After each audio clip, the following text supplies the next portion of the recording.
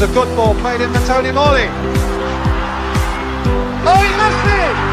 It is! Peter Ward! Villa in the lead! Hello, good afternoon, Aston Villa fans, and welcome to the Villa Forever podcast. I am your host, Chad Williams. Please subscribe. Do what you can to the road to 2K to reach the target I want to get to for the new year. You can follow me on all socials and make sure to smash the likes on this podcast. On today's episode, I'm joined by my special guest, Patrick Louise, who is an Arsenal fan. Don't shoot me. On Monday show regular Aaron Thornton, who's host of Football Brief, will be on the show. This is the final show of the year special. I'll be talking about a memorable year for Aston Villa, and Unai Emery has got Aston Villa performing at a consistent level. There's been some unforgettable moments this year, including the Champions League quarter-final, FA Cup semi-final, and beating teams like PSG, Man City, and Arsenal is becoming a regular occurrence for the football club. And also, I'll be doing the Arsenal preview. Arsenal versus Aston Villa. If Aston Villa beat Arsenal, they go joint top. But for both teams, this is a big game. Aston Villa is probably the biggest game of the season so far. And Arsenal are looking for revenge. Also, we'll be doing the end of the year awards, including Goal of the Year and Player of the Year. And also, at the end of the show, I'll be answering questions from Aston Villa fans and Aston Villa content creators. Your opinion matters. We'll be reflecting on 2025. Please have you both for the show. How are we today? How are you, Patrick? Say again, sorry, I missed that last bit. Great to have you on the show. Oh, thank you for having me. I've been to Villa Park before, and I've seen Villa and Arsenal at Wembley, so I've got some fond memories. So I'm hoping our luck stretches again tomorrow. It's not going to be easy, and I think there's going to be a few goals. Okay. I'll take a draw, but we can't afford to lose. Yes. It's all very passionate. And you supported Arsenal for a long time, 50 years? Well, I've been supporting Arsenal for over 50 years. I grew up off Hornsey Road, where Highbury used to be. So my youngest memories of a Highbury, and lucky I visited there, and I got my kids to go to Highbury. All my kids are Arsenal as well. So, yeah, been very, very lucky, and they still follow the Arsenal, and they go to the Emirates now. It's all meant to do. Well, I said I'm on the other side of the world now in Mauritius, but I still follow the football, and I try and watch as much Premiership as I can. But the time difference, some nights is 2:30 in the morning. So thank God I don't work. And also, I'm great to have you on the show as well. Thanks, mate. Happy belated Christmas to you both as well. It's been Christmas, both, yeah. It's been a great Christmas for us Villa fans, and yeah, mate, looking forward to getting into this. And even better, if we can finish like the year like joint top. Well, you're playing well enough to do that, aren't you? Yeah. So before we get into the Arsenal question, I was going to get like a graphic on the screen. Mm-hmm. But this graphic is without I've seen it like the Man United and Chelsea victory, but I saw this stat the other day. It's on our record, in the calendar year. So I thought you first, so that's a sensational record, that is. Absolutely Wow. incredible what Emery's done to this football. Yeah, and I think you look at that, and so that's Villa Park this calendar year, right? Yeah. I mean, I think the thing that stands out is like the teams that we played. You know, there's no, you know, your Man City's, Chelsea's, Arsenal's, PSG. Like, it's incredible what Emery's done and what he's created at Villa Park. It's wild that the only loss is Crystal Palace. We just cannot. Palace, they have this thing on us, Pat. I don't know if you were aware or not. Yeah, they're like our kryptonite. Crystal Palace, we just cannot get over them, and Glasner's got Emery's number a bit. So, but no, like other than that, phenomenal. Yeah, but every team has one, don't they? True. Yeah. You're not wrong. And Crystal Palace is ours. But Emery's done a great job. I mean, Emery, we're not afraid to play anybody. We can give anybody a game on any day. Like I said at the start of the show, it's becoming a normal thing. And we're not just we're playing these teams off the park. We're not just beating them, we're winning, outplaying them. Yeah, the Man City game, I remember we played really well. And obviously the PSG game's a standout one for me. But yeah, it's incredible, and I think as a Villa fan, I mean, I don't go to the games because I can't, because I'm away. But it must be so nice as a Villa fan. Like, there's almost like an expectation now that we should be winning all our home games, which is. I expect us to win like before. So, for example, playing a Man City side. Yeah. You'll be dreading it, but well, no. You go there, like, even Villa Park's a fortress. The teams are scared to play us. Yeah. You must love it, Chad, because I know you obviously go a lot. You go to most of the games, so it must just be so nice for you to be amongst, like, the positive atmosphere and the fans and just watching that football. It must be lovely, man. But amongst that, obviously, a bit of even PSG. And then we didn't go through on the night, but we still beat them 3-2 at Villa Park.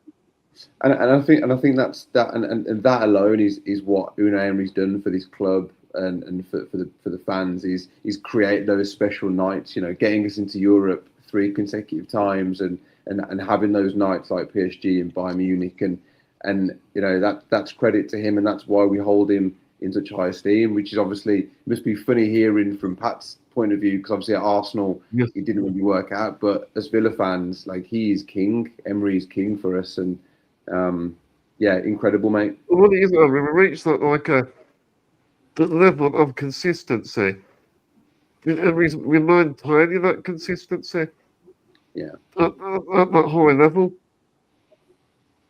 Yeah, he's a very good manager, though, isn't he? He's got a wealth of experience behind him, and he's won a lot in Europe. Imagine if Villa spend some money and bring some new players in, where could you go? I don't know. You could go even further. What do you make it anyway, Emery? Obviously, being an Arsenal fan. It didn't work out. I thought they should have given him more time, but I said I'm very happy with Arteta. And I'm hoping some great times are coming for us. So that's all we can hope. Yeah, definitely. It's not both managers. Both fans wouldn't swap them. The Arsenal happy with Mikel Arteta, and we're happy with Unai Emery. Yeah. So, like anything, there's our fan base, a lot of them just say we want to win a trophy. Whereas from my point of view, all I ever wanted Arsenal to do was compete. And if they won something, it's an extra bonus. But people are saying if he doesn't win anything this year, he should go. And I said, when I first went to Emirates when it opened, Looking pressurised went environment, I think. 2 You know, years Emery, ago. like I say, that Arsenal is more pressurised environment there. But I think Aston Villa suits him better. Yeah, no, as I said, he's done a great job for you. And as I said, I'd be very nervous if you got a few better players in back to Europe, winning something in Europe. Because I remember is it Brian Little you when you won the European Cup? Right, he was in 82 with Peter with. Yeah, well, I remember it. So those days could come back again. So I've always known Villa as a big club when I was growing up. So as I said, he's put you on the right path to get those glory days back. So we'll talk about the Arsenal game then. So, Patrick, I'll start with you. So, what do you expect for this game tomorrow night? I think you're going to sit back as you normally do and try and soak up the pressure. Now we've got Big Gabs back at number 6. I'm feeling more confident. We won't make the mistake we did in the last game when you scored in the last minute. So I think it's going to be an interesting game. I would settle for a draw, but we can't afford to lose. Oh, yeah. And with the fans behind us, it would prove that if we win that game, you're that top. we're total contenders. Yes, the total contenders then. Yeah, no, I think you are, to be honest with you. I think you are title contenders. At the end of the day, you're showing consistency, and that's what you need to win a title. You know, not one game win, one game lose. As I said, I think you've got a decent manager. I said it didn't work out for us, but he's working out for you. You haven't spent a lot of money, have you? No. The financial restrictions. Yeah, we've been hampered by that. Will you be able to spend next year, or no? Same problem. Well, January. I can't see us doing nothing in January. Nothing in January. Apart from the Brazilian youngster called Alisson. Yeah. Is he any good? I don't know. Much. Yeah. Supposed to be 19-year-old, I think. Okay. Yeah. But then come the summer, you'll be able to spend some money. Well, I hope so. I mean, I know the PSR is very strict with us at the moment. We're still not completely out of it, I don't think. All right. Well, if we get all our players back, we've already got a new squad. So it's just we've had so many injuries. It's unbelievable. A lot of injuries, yeah. Unbelievable. A lot of the fans saying that we should be looking at our training tactics and what we're doing, because I've just never known so many injuries at one time and a lot of key players. So now coming to where the season gets busy, if we get our players back, I've got to fancy our chances. I will think, Patrick, I think that you'll be looking for revenge after what we did to you, I think.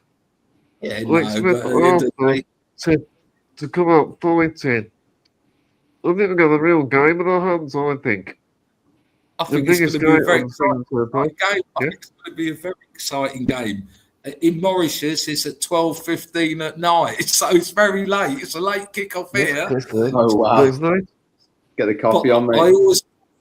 I always warn the neighbours that their football's on, so if they hear me shout at 2 o'clock in the morning, they all accept it now. They're all quite good. So I try and keep the noise down, but, you know, football's a passionate game and passions run deep. So, listen, I wish you all the best in this game, but obviously I'm hoping that we come out of a win, but a draw is better than a loss. So we'll have to see. Just hopefully the hype, it lives up to the hype. Over the years, I've seen many games where you think it's going to be good and it's pants. So we just hope it's exciting as we think it's going to be. So you've got nothing to... we got no Matty Cash and Kamara suspended. And I was spoiled of our team. So that's going to be a big loss, I think. Yeah. Right. Yeah. Yeah. It's Yeah, no Matty Cash, no Kamara. Which, by the way, like the bookings were a joke against Chelsea. They shouldn't. Oh yeah, I agree. Maybe Cash, to be fair. Cash is I can sort of let go, but Kamara shouldn't have been booked. But Kamara, I think he was just speaking, wasn't he? And the ref decided to. I don't know, but no. But I was looking back through the archives, and when we beat them, we beat Arsenal 2-0. That I think it was a couple of seasons ago when we qualified for Champions League. We actually didn't have Kamara; he was injured, and Matty Cash was on the bench. So like we didn't have those two then. So we can do it. And to be honest, mate, I'm not. I think because we've just beaten Man United and we've beaten Chelsea, I look at this game as a bit of a free hit. We can go into it like we as Villa fans, that the majority of Villa fans, we're very honest and we don't think we're going to win the title. That's not really. We want Champions League, and we're happy. So to be sort of in with the shout of the title is insane, but it sort of gives us less pressure going into this game. So I sort of see us enjoying this game, and I think the thing is, you're in high confidence at the moment. And even without coaching Kamara, the belief is within the dressing room still. Yeah, I think if we beat Arsenal without Cash and Kamara, if we win, like drawing is one thing, but if we go there tomorrow and win, then you can sort of say like, well, we're taking it a bit serious. Like, not that we're not taking it seriously, but this title charge could be a bit more serious. But I'm looking forward to it. But like Patrick says, like. These games often, Sky and all these broadcasters, they build it up to be something, and then it's like a boring 0-0. But I don't think tomorrow will be that. I think there's going to be some goals, but I'm looking forward to it. Look, with Unai Emery, we've got a great record at the Emirates Stadium. Yeah. The last few seasons, there's a 2-2 draw. The season before we won 2-0. So it's a ground where we've got a good record. And Ollie Watkins enjoys scoring against Arsenal. I like Ollie Watkins. I like him at Arsenal. He's an Arsenal fan. Yeah, he is. I'll take him all day long. You wouldn't think he's an Arsenal fan because he always scores against you, but yeah, he always scores. Yeah, but I think Emery, he has something to prove every time he comes back to the Emirates. Unfortunately for us, so he seems to get a result. So but they did get rid of him. So it's fair enough. He tries. I don't know if he tries extra hard. I think in Arsenal, there's a mini rivalry between the two clubs. I think there is a bit now. Yeah, I agree with that. I think Unai Emery sort of. Without realising, I thought he sort of made it a bit personal, hasn't he? I don't think the fans as such, I don't see Arsenal as like a rival, but like I do think there's a personal thing there. With that's fair enough. Yeah, that's fair enough, though. He wasn't given time to show how good he was. He was sort of found out, wasn't he, from the club? Yeah, shame. But as I said, I'm happy with our manager now, and I said 2 good managers. We expect big things tomorrow night. Let's see if they deliver. Yeah. All we need, I think, in this game, Emery with the tactical masterclass. And also what you think, Aaron. But without Matty Cash, what would you do defensively? Like, would you play Matson and Digne? Would Lindelof go up right back? But also with Lindelof, has he got the pace there? I was thinking about this, Chad, and honestly think it depends on. Do we know if Pau Torres is going to be fit or not? I don't know. It'd be key if he comes back. Because the team news will be out later today, won't it? I mean, I'm saying it's the morning where I am, but like I don't know if the team news isn't out now. That it should be out soon. If Pau Torres is back, then I could see a world where Konsa might go to right back, and he might have Pau and Lindelof in there. If there's no Pau Torres, which is likely, then it might be Bogard going right back, and then you might put McGinn with Onana on the pivot, which allowed Tielemans to go further up then. That's one way, possibly. So Bogard and McGinn to fill in where Kamara and Cash go. I don't know. What do you think, Chad? Yeah, I mean, I was debating it actually. Like, I was thinking, you got Matston, didn't you? Oh, right, yeah. Can you do those two? Look, is that another option maybe? Like, yeah. Well, one of them go right back. One to go right back maybe or something. Possibly, yeah. I mean, I wouldn't, I'm sure, look, Emery will have been planning. Homework. You know what he's like, man. He's sitting there and he'd be scribbling some notes. So in Emery we trust. But I think, look, I don't want to use those two as an excuse. I think regardless with those two out, I think our system is so fine-tuned now. Like anyone should be able to come in and look. I'm not saying they're going to be a great, like if you're not naturally a right back, it's going to be difficult. But they should understand what Emery wants from that position. So I am intrigued to see what he does. And again, it will add to the spice, won't it, of the game? But the big thing is, I think in this game tomorrow night, we need to start well. I mean, we got away with it against Chelsea. But if we play like we did in that first half, Arsenal will punish us. Yeah, no, we were shocking against Chelsea. We have to be not well. Yeah, we were battered. And Arsenal, the thing is about Arsenal, talking about that right back position, if Trossard's on that left, like he's tricky. So whoever's playing right back needs to be on it with Trossard. But then also, like, they're going to be bang up for it. Because like you said, it's revenge in it, and I think silently Arteta is a bit worried, but I also think he just thinks, right, we need to put all this to bed now. Like, let's just shut Villa up, let's just shut all this noise, and let's just go and do them. And I do think they're going to be fired up. So, I agree with you, Chad. I think we have to be careful. Yeah, and also Patrick, I think for both teams, substitutions could be effective in this game. We've got a very good bench nowadays, which is a lot different to when I've been following Arsenal. So with our injuries coming back, Odegaard just getting back to fitness levels, having big Gabs there, number 6, Rice. We've got a strong team, and we've just got to play and show no fear to Aston Villa. Whether you punish us on a break, as long as VAR and there's no sending off and it's a proper match, I'm looking forward to it. That's all you can hope. Yeah. I don't think in this game, actually, we need to be aggressive, I think. I think the likes of Onana, he was effective in the last game.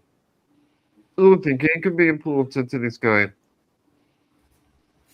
As well, he's fit, like, physically win the ball. We need to win it higher up the pitch, I think. Win McGinn and Onana. Yeah, and play that same intensity as well, I think. Yeah, I think that was the big difference against Chelsea, wasn't it? He brought, that substitution, the three, Watkins, Sancho, and Onana, and in particular Onana in that midfield just gave us that bit of steel. And just sort of shut up shop a bit, and so I expect him to start, and I think he's going to be important because Arsenal's midfield they're strong, they're a strong midfield, so he needs to be on it, which I'm sure they know what to expect. It's just I don't know, I can see the Emirates being pretty bumping, man. Yes, it's going to be very noisy. It's going to be very noisy. Even though we've won the last couple of matches, the fans have taken it like we've lost. So they're really up. They really want a good performance. Whereas for me, I'll take a 1-0 every day. If it's a 3-2, it's exciting. But as I said, I remember the time we used to play very well and not get a result. That's why I tell a lot of the newer fans now. You score a lot of goals from corners. You're quite good at set piece goals. Like Villa, we got Austin at 3. We got Austin at 3. And also, Arsenal got a good set piece coach as well. Yeah. Well, as I said, I'll take any goal from any angle, from any position, free kick, corner. I don't care. As I said, but we've got to start playing better, and I think we will. I think come the new year, I'm hoping it's before that, but come the new year, I think with new players, the players coming back from fitness and that, getting into gear and just timing it right. And that's what it's about. So I'm excited. You know, as I said, I followed Arsenal for a long, long time and seen so many highs and so many lows.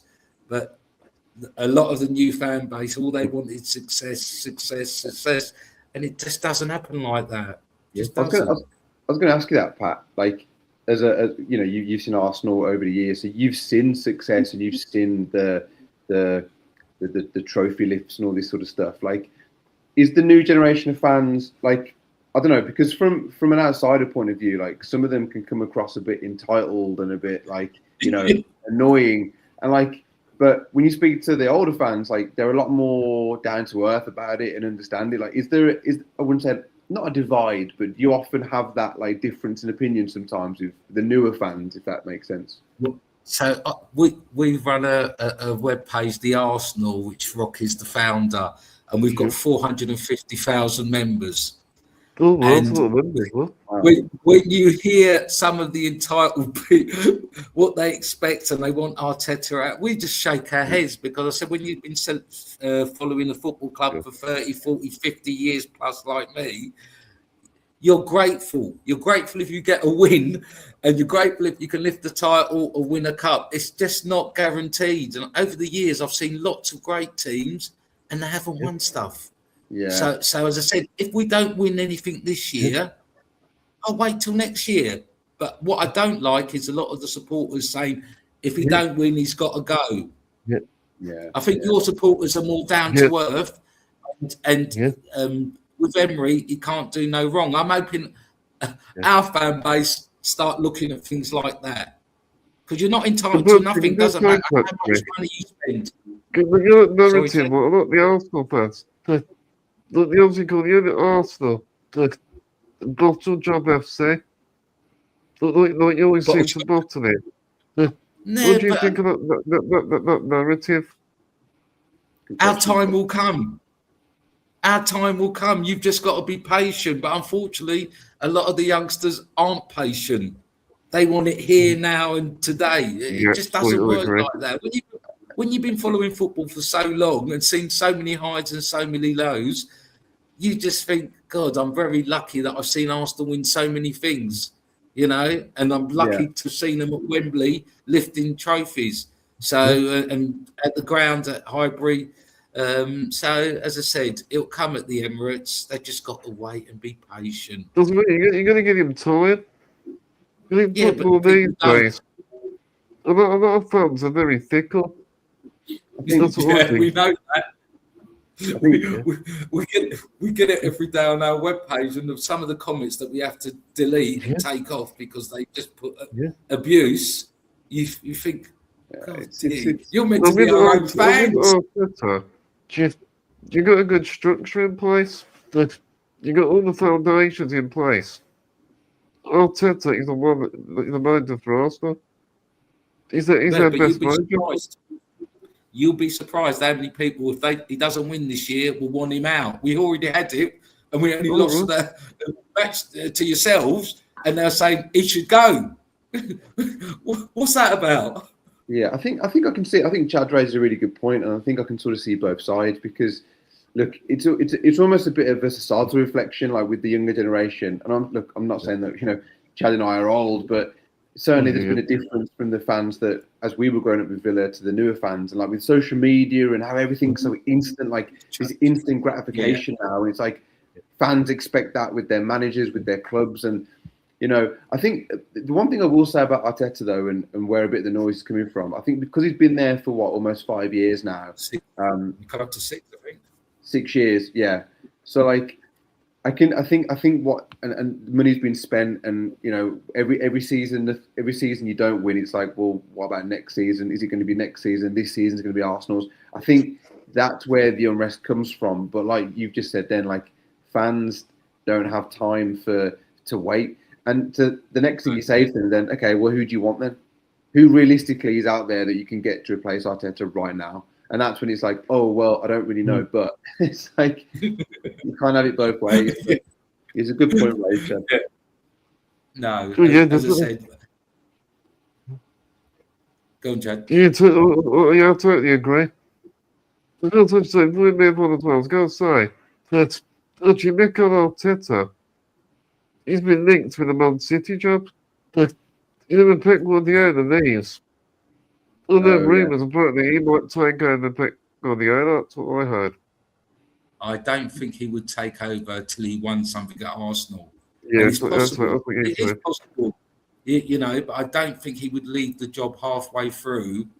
I think he would have to win something or a couple of things and say, yeah, I've shown that I've got it, and now I can move on. He won't leave until he gets set. He won't.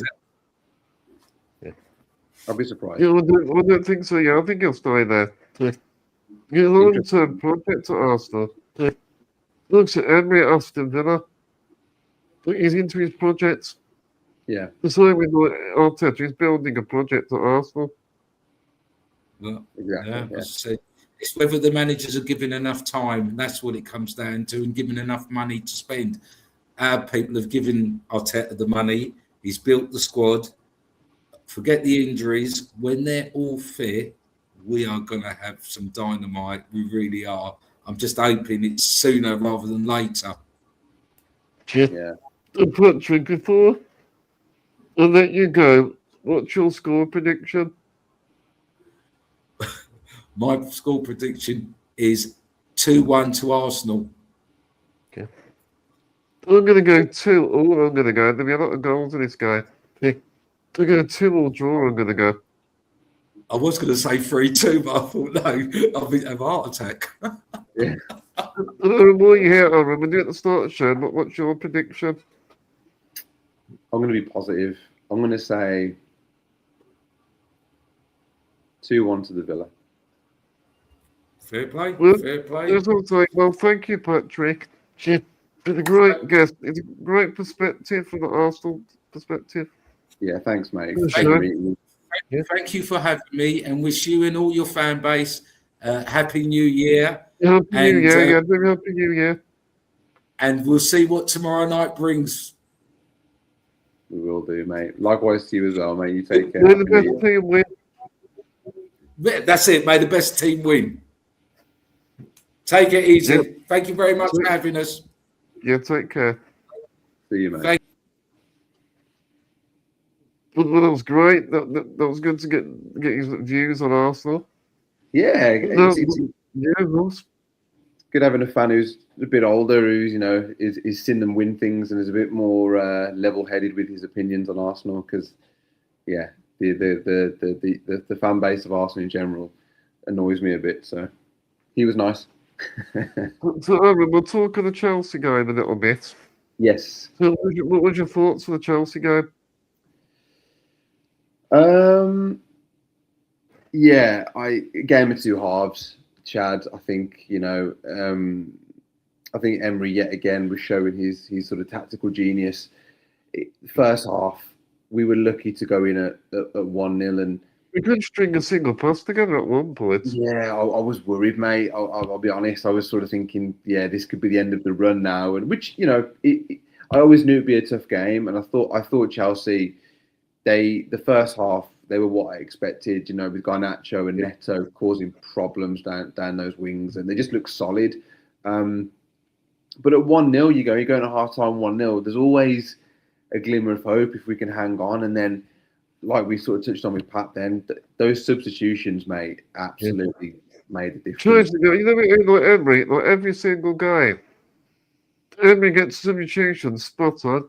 He really does. It has changed our season, I think. He really does, mate. And how refreshing is it to have and to watch a manager who is clearly watching the game unfold and thinks, right, you know what, this isn't working. I'm going to change it, or I'm going to bring that player on, or change his formation. And he's done, like you just said, then he's done it so many times, and it's working. In-game management is elite, and yeah, from that point on, then the second half was ours, and we could have had more goals, really. Rode our luck a couple of times, obviously, but then in the end, it was, Ollie Watkins with two beautiful finishes. Well, He was a first one difference. wasn't beautiful, but Ollie second one, Watkins, I mean, fair play to Watkins. yeah, You know, I mean, Daniel Marlon started the game. I think Watkins was determined to impress Emery. As soon as he got on the pitch, he was an instant impact. But his hold-up play, he's bringing other players into the game. He scored a brace, scored 2 goals. Yeah, he turned the game on its head, Watkins. he just looked completely different, didn't he? He looked like the Watkins of old, or the Watkins of 2 seasons ago. Like he just looked, like dogged and ready, and was like just sharp. And it was night and day between him and Marlon. And no shade on Marlon. I love Marlon. Because at one point, Marlon only got 1 touch of the ball. Yeah, and I think that was more to do with the system than Marlon individually. But what Watkins just came on and just gave us that energy and that lift, and he just looked sharper. So if this is a sign of things to come, if Ollie's about to hit a purple patch, then he's come at the right time, because we're going to need him firing on all cylinders tomorrow night. So really, really happy with Watkins. What he needs is Watkins needs a regular run of minutes. Watkins needs to be starting the games. Being consistent. If he does that, maybe, he might get in the England squad for the World Cup. Yeah, he does. I agree with you. I think the minutes need to be consistent, but they also need to be managed, because we now know that he's been sort of carrying a knock or a bit of an injury. So it's about being careful with him. He's not getting any younger. So yeah, whilst I agree with you, I also think it's important that he's probably not going to start every game, but he's accepted that now, and he's a bit more, because of his injuries and stuff, he's like, well, that's fine. But if he can come on for 30, 40 minutes and just do that, then I'm like happy, because he absolutely terrorised that Chelsea defence. I think that Ollie Watkins is the all-round striker, I think. I don't think is what Thomas Tuchel's looking for. But his all-round play altogether. His work rate and his goals as well. Totally agree. And if you think if we're putting our England hats on, and we're in a I don't know, a semi-final, quarter-final of a match, and it's 0-0 or 1-1, and you need someone to come on and give you that extra bit of edge who can finish. Ollie Watkins would be that guy, and I think Tuchel knows that, and I do think Ollie will make it. I think if he just has a steady end to the season, if he's scoring goals here and there, I do think he'll make the squad. But he's just got to be careful, because like players like Dominic Calvert-Lewin and other strikers. I mean, Danny Welbeck was spoken about. He's got competition. They're scoring goals, and that's what you want strikers to do. But I think Tuchel's a bit more broader minded, where he thinks Ollie Watkins, as well as the goals, he offers a lot more. Like you just said, he's the overall package his need. Does a lot of other things. So yeah, I think he's in with a good shout. One thing we thought we made one as well about Aaron Martinez. He kept us in that game. If it wasn't for Martinez, it might have been a different game. And Amadou Onana, he was a big difference in that midfield. It was so much better in that midfield with Onana. He actually held on to the ball better. He's sort of more reassured with the ball. But you can see that Onana seemed more reliable. Yeah, and I think, he made a big difference. I think actually the first goal, I'm pretty sure he intercepts it initially. Onana intercepts it, gives it away to, I don't know, somebody, and then eventually Ollie's first goal comes. But yeah, just because he just gives you that physical presence, doesn't he? He's got a bit more steel about him. He's stronger, that midfield. He makes the midfield stronger. I actually thought Tielemans was having a fairly poor game until I agree. Came on, for Tielemans standards. You know what I mean? Like, love the guy. It wasn't his best game. It wasn't his best game.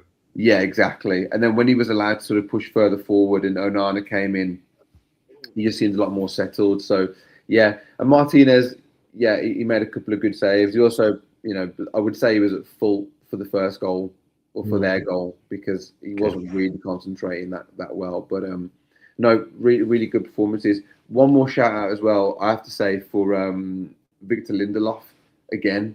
I thought he was class. I thought I was impressed, very impressed with him, yeah. thought his experience and just his know-how was just seemed so calm and assured, and really, big credit to him, man, because I think it's not an easy position to fill for Emery. So yeah, It was like three in the midfield, like Kamara and Onana. They all got important for the midfield. That midfield three seems to work. Which is why Kamara's going to be a miss. But I do think McGinn can get in there and be a bit of a nuisance and really break up that midfield for Arsenal. So I'm not too concerned. We'll find out tomorrow. But And also, the likes of like Kukureya, he was an absolute wimp. He was. Oh God, he's a menace, isn't he, Kukureya? Like he's one of those. It's a bit like Martinez. Like if he's not on your team, you can't stand him. Like Martinez for us, we love him because of his personality, but the opposition fans hate him. And I mean, hate's a strong word, but Kukureya really winds me up, man. They should have been sent off all those Chelsea players. Yeah, I do think I wouldn't get his way in a few yellows, but the Chelsea players should also got yellows. Yeah, Caicedo, I don't know how many fouls he made before he got his first yellow, but it was a joke. Having said that, I did think Kukureya was a threat though. He played well. Like I was shocked because I thought he was causing us a few problems. But we've got the job done in the end. That's the main thing. And another win, mate. Like what? Like what is? We are witnessing history right here, bro. Like it's. I'm going to get the Premier League title up actually. Get it up, man. Get it up. Let's have a look. It's amazing watching this. I was having dreams about Villa being joint top of the league. Oh yeah, that's the dream. That'd been a dream come true, mate. Like look at the green. Just tick tick tick tick tick tick. I don't think I've ever seen that. Like part of me thinks, Shad, and I could be going. This could be just being a bit like random here, but I feel like it's part of Emery's like destiny to win tomorrow, because if he wins tomorrow, that is then our longest ever win streak ever. Like he's a hero. He's a hero. He's equaled it right now, but if he wins tomorrow, we've surpassed it. And it's like there's no more fitting way to do it than do it at the Emirates, his old club, who he sort of was hounded out by, and it's almost like his arc is complete. Then he's got a point to prove. Yeah, and it's like all of the Arsenal Emery chat can be put to bed tomorrow if he wins. I think it's sort of written personally, but that might just be me being a bit poetic. But I don't know. It's a beautiful sight, though, isn't it? Look at that, man. It's also the media actually started to take notice.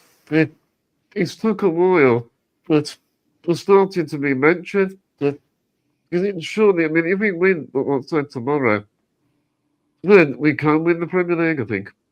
Yeah, I've seen a lot of narrative with the media. Like after we beat Man United, everyone was like, "Well, yeah, that's all well and good, but if they go at the next two games are the real test. If they go and beat Chelsea and Arsenal away from home, then they're fully in." So yeah, I guess it's the balls in Villa's court for tomorrow. I'm just looking forward to it, man. Like I said, I think beating Man United and beating Chelsea has allowed us and given us now a chance to go there and not be so, because we're not looking, as Villa fans, we're looking below because we don't want the likes of Chelsea and Liverpool to catch us. We want to create that gap as big as we can.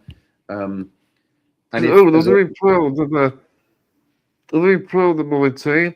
That even if we don't we don't win the league, I'm proud of what we've achieved in Emery. 100%, mate. And like what Pat was sort of saying about, we've not really spent much. He's right. Like Emery's done this on a relatively low budget and with the same players who he's just getting more and more from these. He's squeezing every ounce of talent from these boys, and it's like fair play, man. Like, I don't know how you're doing it, but he's incredible. I will say one thing about this table, Chad. I thought Wolves were in the Premier League. I can't see them on there. Wolves, Championship, yeah, they come. oh, they must be there already. Then I can't see them. Wolves. Oh, that's a shame. Oh, well. So we're going to we got a few awards there. So Yes. got the end of year awards. So with your best and worst moments of the year first. So Aaron, what's your best and worst moments this year? Okay, I'll just literally say them.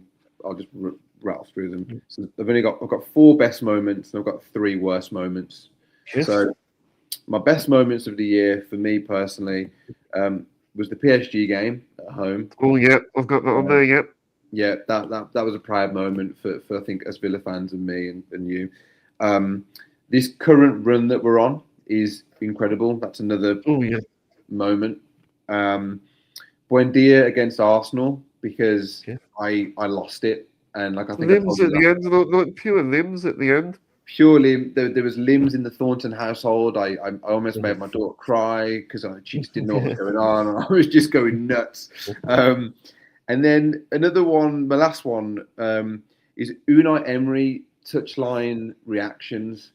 I just when we score a goal, and the camera just pans to Emery, and he's either throwing his jacket or he's doing the whole like fist pump. Like I love that.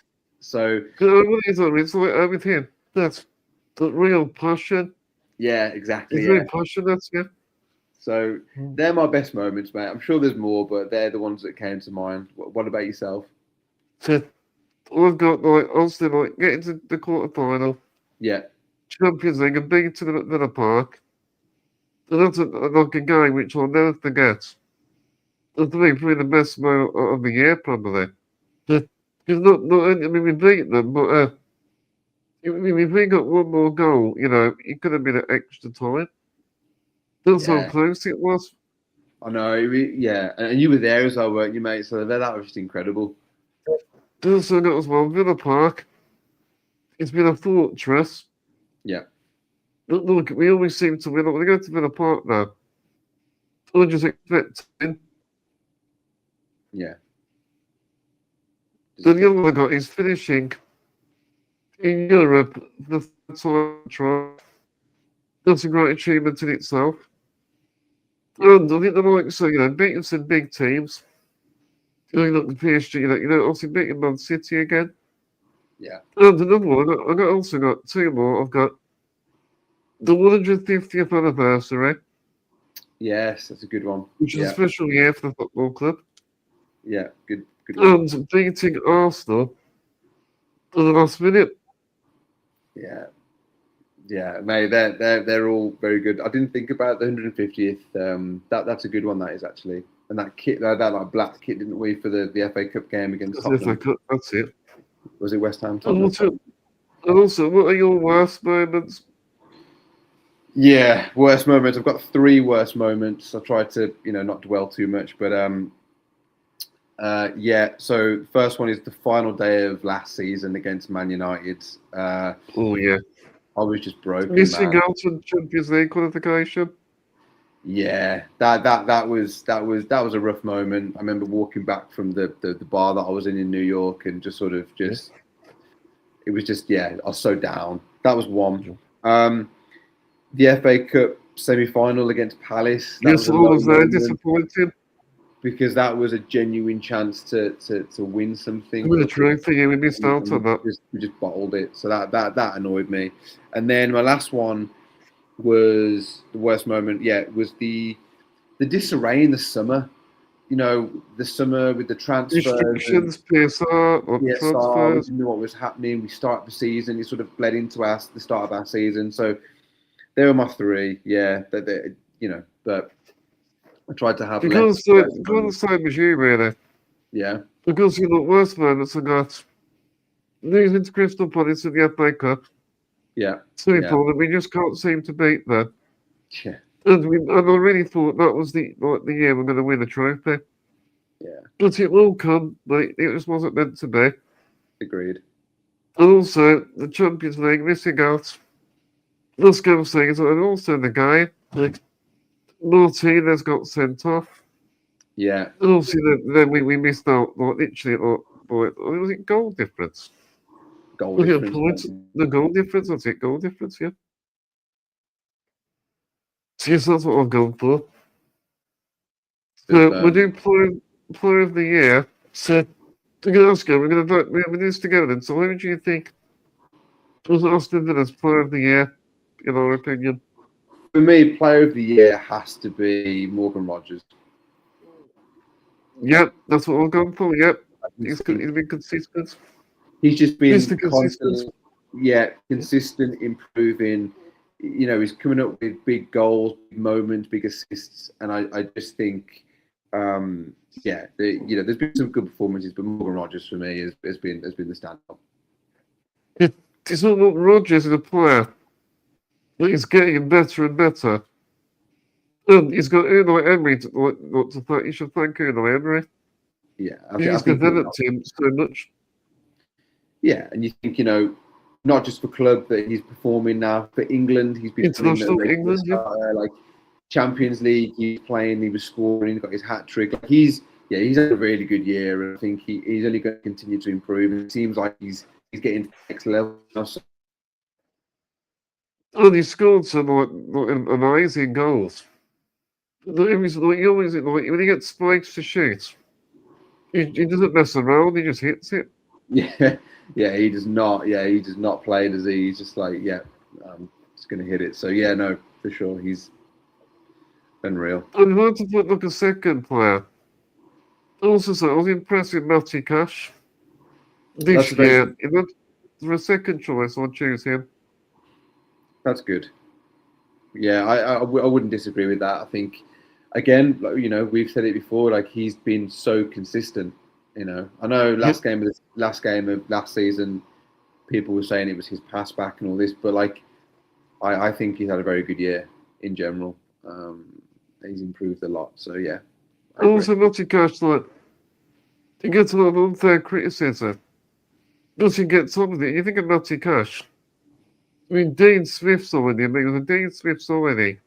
Yeah. And Matty Cash is a real spine of the team. He sort of falls into that. I think these two are probably slightly better, but like Konza and McGinn, because they perform to a standard every game, we sort of just expect it now. But really, as well, you could throw into the argument Konza and McGinn because they've been consistent, and McGinn, especially at the start of this season when we were really struggling, he almost grabbed. He was almost like he grabbed us as the captain and sort of like pulled us through some of the games. So scruff of the neck.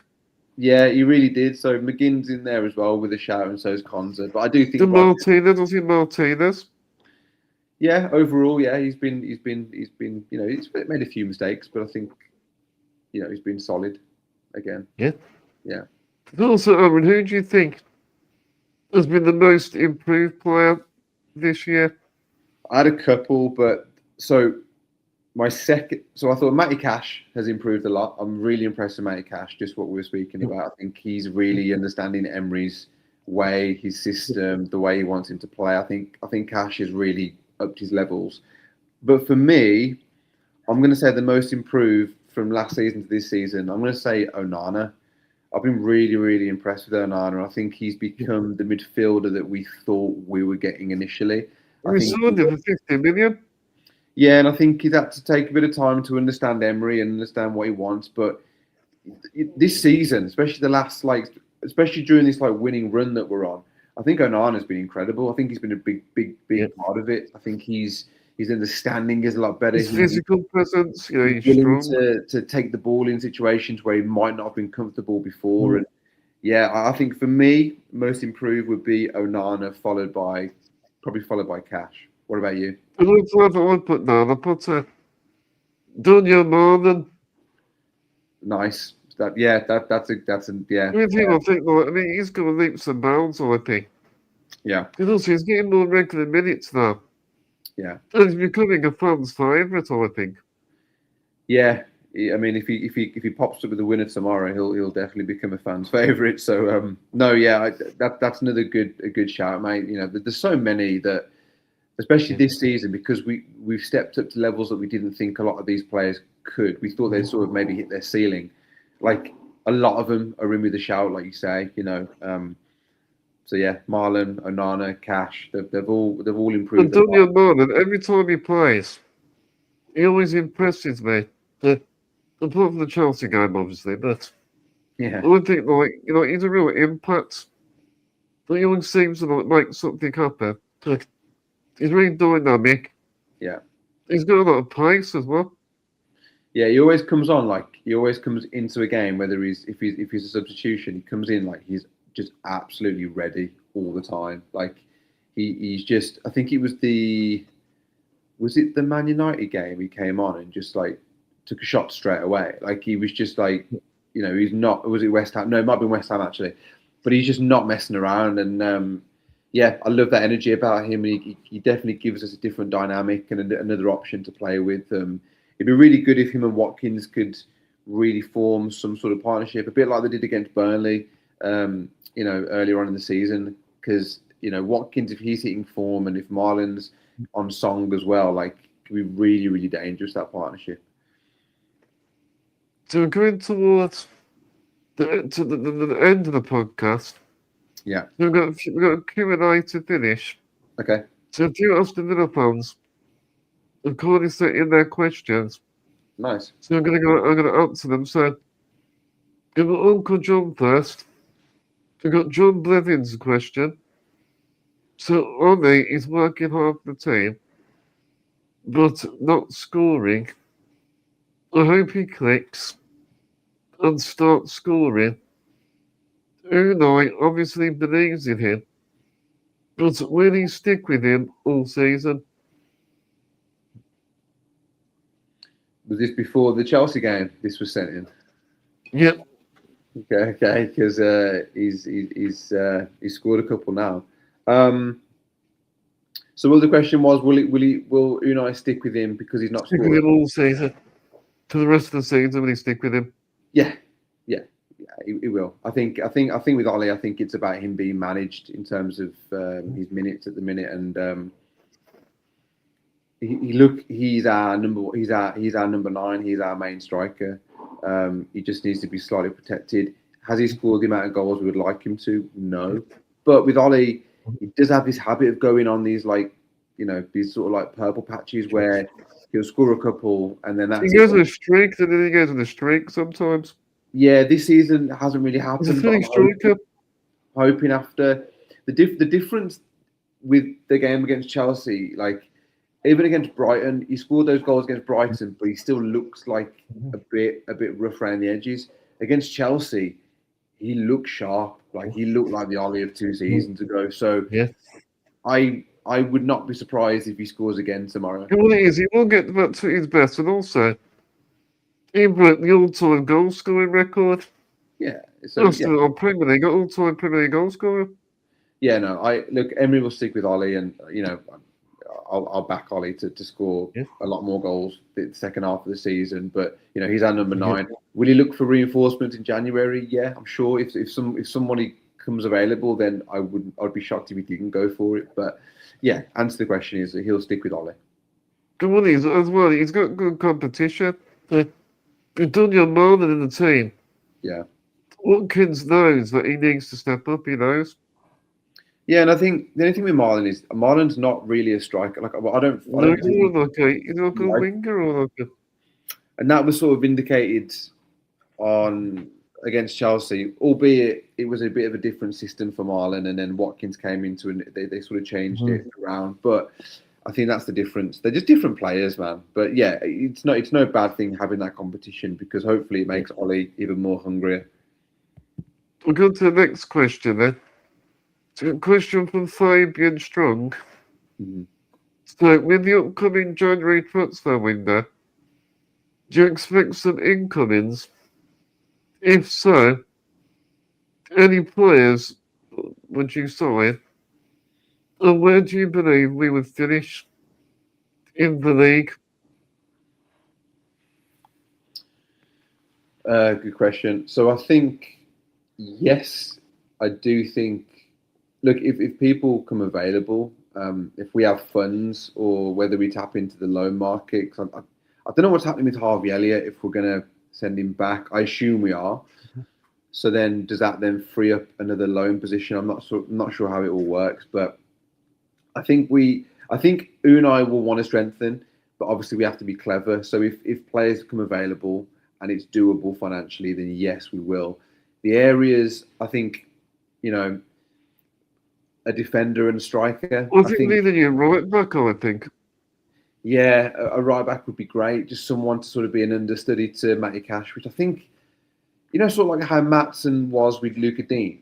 Like, Oh, yeah. I know we've got Garcia, but I don't see Garcia like Maatsen right now. He's a good backup.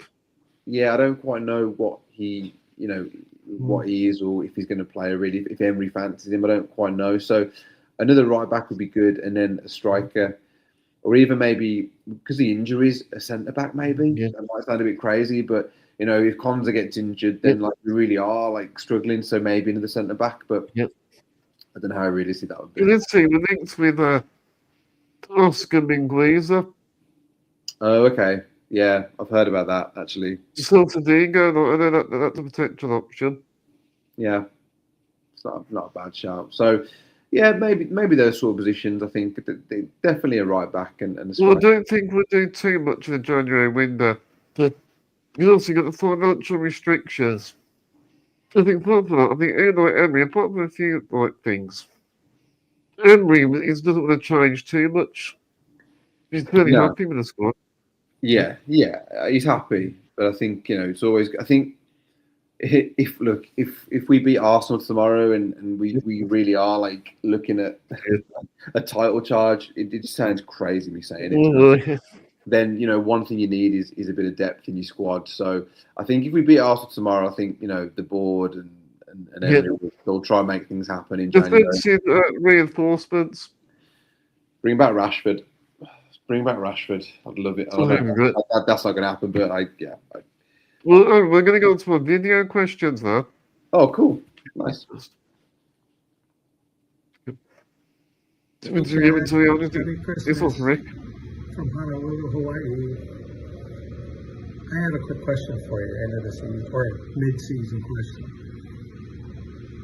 Every week there's another Villa win. Every week the pundits keep asking the question, well, do we think Villa is a title contender now? And all the pundits continue to say, well, they're on a great streak, but I don't think they're a title contender. They won't make it to the end of the year sustaining all of this. Well, I actually love that they're continuing to keep us under the radar and not expecting a lot from us. I just love it because I can't wait to show them all up at the end of the season. And it's great being the underdog and having people not take us too seriously. That's fine. When we end the season with a couple trophies, possibly a league title, hey, it'll be even more exciting celebrating in front of all that. I'm curious what your thoughts are about the pundits still kind of doubting or questioning whether we should be considered title contenders right now. Anyways, I hope you're doing well, mate, and hope to see you soon up the Villa. Talk to you later. So that was Rick Leung for the California Alliance. So, Aaron, what do you make of Rick's question? What a legend. Rick makes a good point, and it's funny, isn't it? Like when you hear pundits, some pundits are very much like, yeah, no, Villa are in it. They're there. They're in and amongst it. Others, it's like, well, if they're in the next game, and then if they're in the next game, then the next game, then yeah, it's like. I am fully in Rick's camp. I think, I'm happy just to be the underdogs, and I don't really want to think about it too much. I just want us to. I think it's more Sky. I think you saw him beat Man United. There's a real narrative about that, wasn't there? Yeah, the more more narrative. Yeah, I'm a bit fed up with Sky and their pundits, especially when it comes to like United and things like that. Like it's so biased, it's so one-sided. Now that I'm like in America and I watch different channels and things, like you realise like actually how biased Sky is and how the focus on the big six. Oh, yeah. It's annoying. I'm very much happy that for Villa just to keep doing what they're doing and to slip under the radar. Like I'm sure as a fan base, as a club, we want Champions League, right? So in our heads, like let's just try and consolidate top four. If anything else happens outside of that, amazing. Let everyone else do the chatter and talk about the title talk. If we're still there let's say come March time and we're still like up there, then fair, yeah. I mean, I don't like it. I don't like the Leicester City comparison. Yeah. I think that's disrespectful, to be honest. Yeah, there's the Leicester City, there's the XG thing, actually Villa are underperforming, so like they're just getting lucky in games. Maybe, man, maybe, but I don't know, 11 consecutive wins against teams like Chelsea, United, Arsenal, like I don't know, is that luck? I don't think so. But again, let people talk, man. Let people talk. We go to the next question. Yeah. Hi, Chad. Just want to wish you and all your family a very Merry Christmas and a Happy New Year. My question to you is, I still feel that we have restrictions until the end of June on what we can do in the transfer market. So with that in mind, if we are to bring a player in January, I feel that we may have to sell a player. Which player do you think we should be looking to sell? So the question for Michael Huggins. Nice. So Aaron, so who do you think we should sell in January? I mean, obviously Harvey Elliott. Yeah. Looks like he's going to go back to Liverpool, I think. Yeah. But who do you think we should sell? He would be the obvious one. I mean, I don't really want to sell anybody. Oh, that's a tough one because I feel like everyone who's there right now, we sort of, they're part of this journey and we sort of need them to the summer. Harvey Elliott's one. Look, I don't know. If like an insane offer came in for, say, a Martinez or... Watkins. When you take it up with Watkins? In January, we're talking in January. Well, no, not January, but I was thinking that, yeah. Summertime. I think he'll start. No, he'll start in January, I think. Yeah, I don't think anyone will go in January. Yeah, I mean, no, I'm not going to go. Come summer. Oh, sorry. Okay, if it's summertime, then yeah. Like if offer came in for Martinez, and I mean, it depends what we get Champions League because you're going to want him for that. But I guess January. I think it's difficult for January. I think. Yeah. I'm thinking summertime. I'm thinking maybe a Martinez or a Watkins. I don't want Watkins to go. Like I'd love him to see his career out of Villa, but you got looks at Garcia. Yeah, but you're not going to get a lot. Garcia, I wouldn't mind. I've not seen him enough, but I don't know how much you're going to get for him. I'm thinking if because my point is, I think we'd have to raise funds if you want to sign someone. We need to like sort of raise the money. So I'm looking at players that could maybe have a bit of value. Martinez, Watkins, Rodgers would be the one, obviously, which I wouldn't want him to go. But you're going to get a lot of money for him if an offer came in. So that's a very good question, and one that I've sort of skirted around, to be honest. But I'll go with Martinez. There you go. There's an answer. Well, we come to the last Q&A question. Yeah. Hello, fellow Villa fans. I'm a very happy villain this Christmas, as I'm sure you guys are. Normally, we're not that great around this time, so actually, I'm very much enjoying this, and I'm even excited for Arsenal tomorrow. Anyway, my question for you is, what position did Aston Villa finish in Martin O'Neill's first season? I actually didn't know this one, so it's quite a good one. At the Villa. Nice. Can you remember? I know. Wow, that's O'Neill's first. I think he was 11th. I think. I think he was mid-table. Yeah. I was going to say 11. Yeah, 11 or I think 11 rings a bell because we signed Ashley Young and John Carew in that January. Yeah. His first January, yeah. I think it was 11th. 10 or 11. We're not to the Martinelli era. Between 6, 3 times on the trot.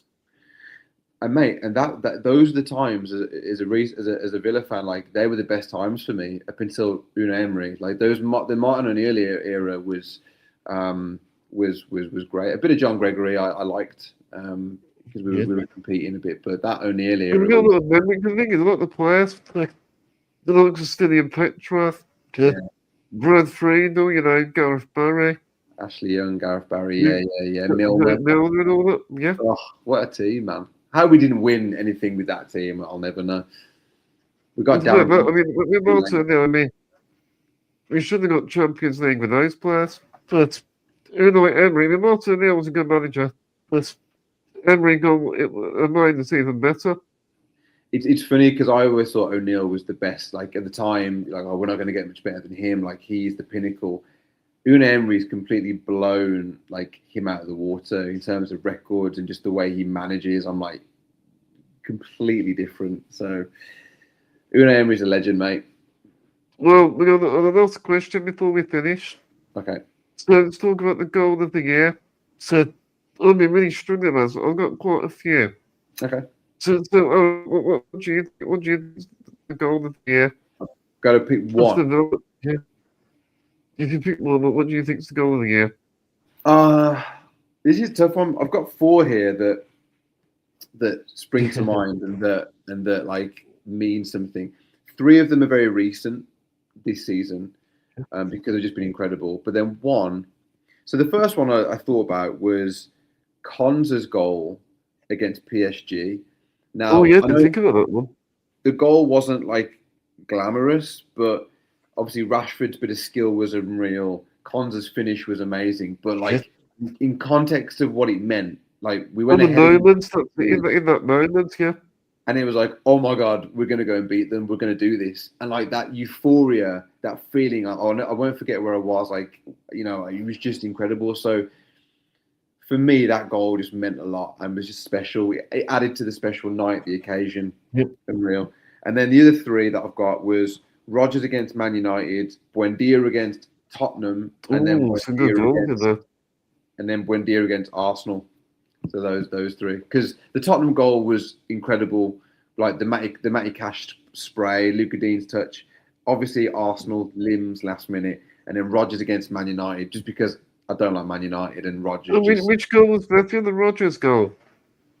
Which one do you think was better against Man United? Which was the best goal?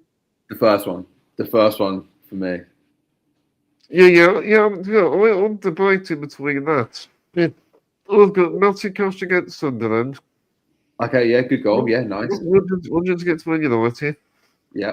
I got Ollie Watkins against Arsenal. I got Morgan Rodgers. Yeah, good goal. Okay, the one where he like just smashed it. Well, I guess because we've both got, in our lists we've both got Rodgers against Man United. Maybe. Yeah. Do you think that's? Yeah, I think we go for that. Yeah. Well, I'm just thinking that's the one that we've both got, so maybe we say that one. Yeah, I'm going to go with that, and make sure Aston Villa fans, let me know in the comment section what you think the best goal of the year is. Let's hear your thoughts. Yeah, so Morgan Rodgers, you're the winner against Man United. Yeah. Well, thank you. I really enjoyed this episode. That was a great episode. Thank you for having me. I really enjoyed the questions and obviously the guests that you had on and the video messages were great. Well, thank you everyone for watching. If you enjoyed this podcast, please remember to make sure to subscribe. Make sure to smash the likes. And give it a share on your socials. Let's try to get to 2K in the new year. If you listen to the audio, make sure to leave us a good review. That always helps on our audio platforms. Let me know your thoughts in the comments section. Thank you so much for your time, Aaron. Mate, and Happy New Year. Mate, happy New Year, man, and thank you for a year of the Villa Forever podcast. It's been incredible, and I've loved being on and the journey. And That's a brilliant guess. yeah, no, you've done so well, and yeah, it's just a pleasure to be a part of. And yeah, you get your guests as well, mate. You know, the Laura Woods of the world, and Guillaume Balaguer as well. You've had him on. I probably just butchered his name. I'm sorry, but yeah, you've had some very good guests, mate. Oh, yeah. And, shout out to comments as well, Cassandra. Yes, Matt, Cassandra. Matt, people thank you for. I think I want to support everyone this year to do more great content for the new year. Got some good ideas. Happy New Year, everyone. Let's run this episode with Villa Forever as always. Up the total charge and up the Villa. The Villa.